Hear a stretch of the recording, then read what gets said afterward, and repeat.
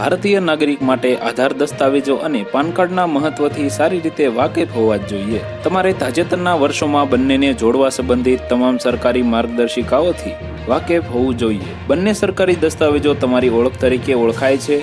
આધાર કાર્ડનું કામ એક પ્રકારના ઓળખ કાર્ડ જેવું જ છે. પાન કાર્ડને નાણાકીય દસ્તાવેજો તરીકે ઓળખવામાં આવે છે. મોટાભાગની નોકરીઓમાં આધાર અને પાન કાર્ડનો ઉપયોગ થાય છે. આધાર કાર્ડ અને પાન કાર્ડને એકબીજા સાથે લિંક કરવું જરૂરી છે. જો તમે આવું ન કરો તો તમારે 20% સુધી TDS ચૂકવવો પડી શકે છે.